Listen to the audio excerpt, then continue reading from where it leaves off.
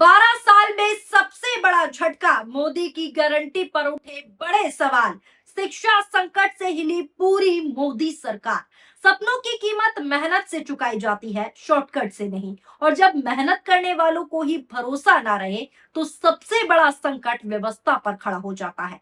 ये चंद लाइनें आज उस खबर पर एकदम फिट बैठती नजर आ रही है। देश की राजनीति में कई सर्वे आते हैं और आकर चले जाते हैं, लेकिन कुछ सर्वे ऐसे भी होते हैं जो सिर्फ आंकड़े नहीं बताते, बल्कि जनता के मन का हाल पूरी तरीके से साफ कर देते हैं।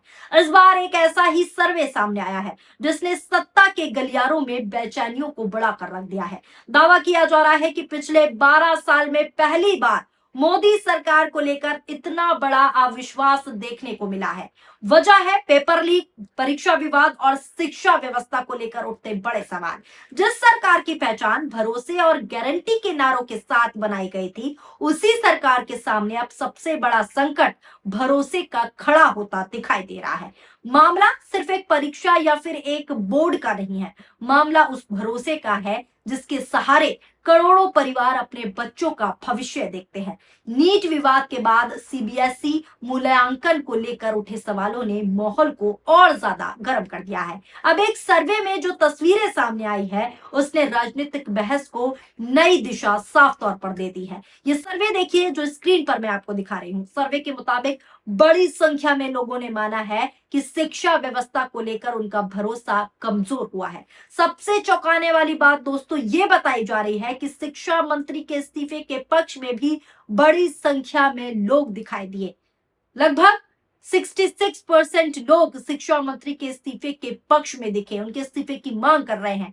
सी वोटर के संस्थापक यशवंत देशमुख ने अलग अलग मौकों पर अपने सर्वे में सरकार से नाराजगी के ऐसे हाई प्रोफाइल आंकड़े जरूर साझा किए हैं, लेकिन अब जो सी वोटर सर्वे आ रहा है वो आपके सामने है। लेकिन ये प्रतिशत का आंकड़ा समय और परिस्थितियों के अनुसार अलग लग रहा है। लेकिन अब ताजा सर्वे सी वोटर सर्वे में नीट और परीक्षाओं के विवाद पर 2026 के सर्वे के अकॉर्डिंग हाल ही में देश में परीक्षाओं और पेपर लीक के मामलों को लेकर हुए एक सर्वे में लगभग 66% लोगों ने शिक्षा मंत्री धर्मेंद्र प्रधान के इस्तीफे की मांग की और सिस्टम के कामकाज पर भारी नाराजगी जताई।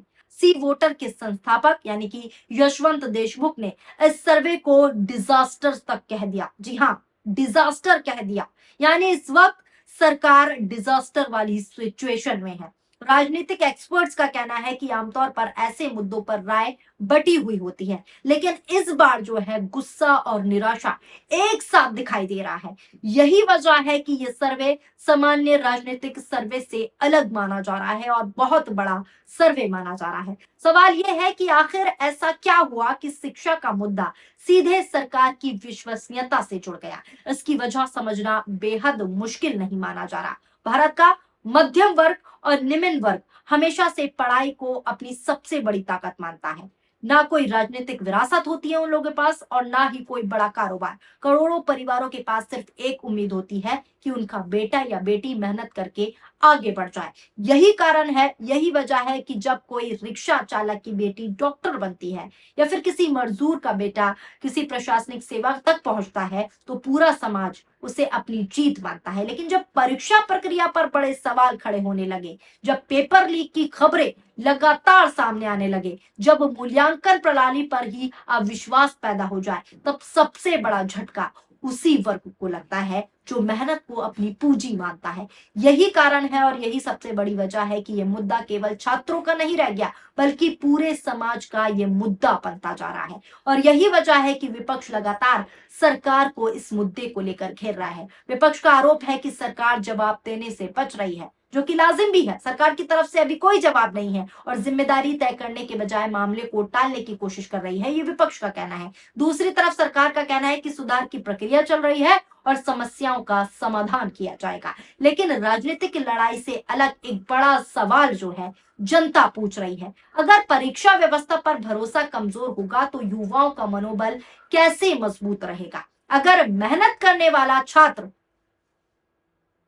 आशंकाओं के घेरे में आ जाएगा तो फिर व्यवस्था पर विश्वास कैसे कायम रहेगा, ये जनता पूछ रही है, ये छात्र पूछ रहे हैं। और यही कारण है कि ये मुद्दा अब सिर्फ तकनीकी गलती या प्रशासनिक चूक तक जो है सीमित नहीं रहा, ये सीधे सीधे भविष्य और भरोसे की बहस बन चुका है और पारदर्शिता वाला पॉइंट सबसे मेन हो चुका है। राजनीतिक रूप से देखें तो ये स्थिति सरकार के लिए बेहद चुनौतीपूर्ण मानी जा रही है। कारण साफ है, किसी भी सरकार की सबसे बड़ी ताकत उसकी साख होती है। जब जनता ये मानती है कि सरकार जो कर रही है वो करेगी, तब राजनीतिक समर्थन जो है मजबूत होता है। लेकिन जब सवाल उठने लगे और जनता ही सवाल उठाने लगे और जवाब कम दिखाई देने लगे या फिर जवाब ही ना दिखे, तब विपक्ष को भी मौका मिलता है और जनता में असंतोष बढ़ने लगता है और सरकार की तरफ से विश्वास जीरो हो जाता है। और आज यही हो रहा है। युवाओं का वर्ग हमेशा से चुनावी राजनीति में निर्णायक माना जाता है और यही वर्ग सोशल मीडिया पर सबसे ज्यादा सक्रिय है और यही वर्ग परीक्षा, नौकरी और शिक्षा से सबसे ज्यादा जुड़ा हुआ है।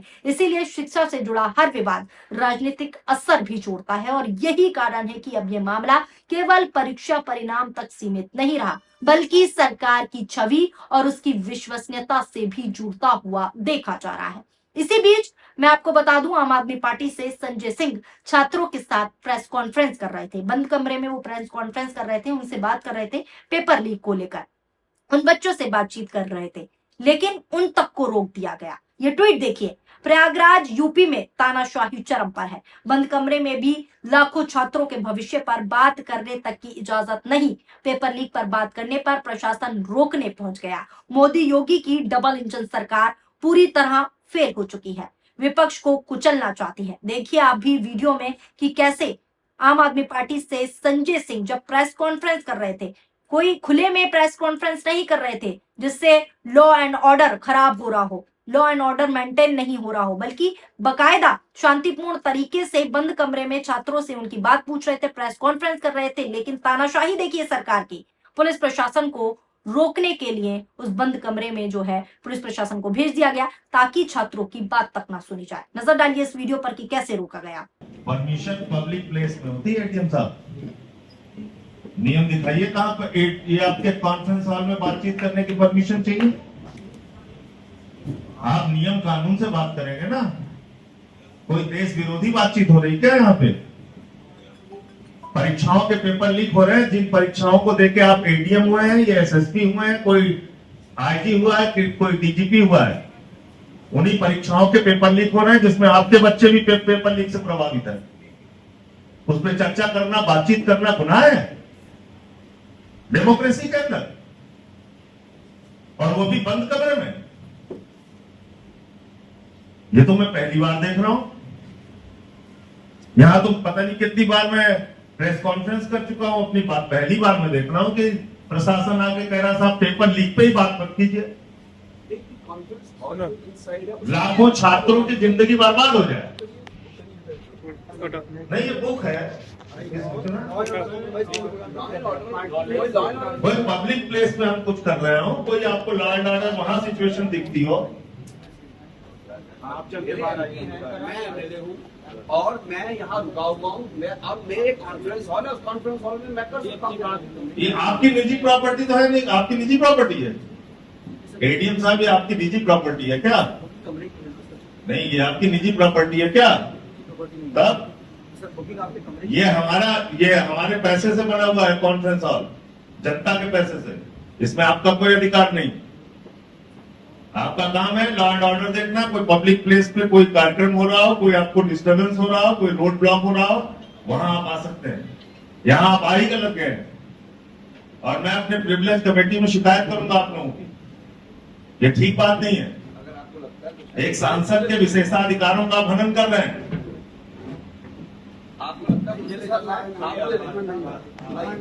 सब लोग बैठ जाइए, सब लोग बैठ जाइए, आप लोग बैठ जाइए, बातचीत रखिए आप अपनी जानी।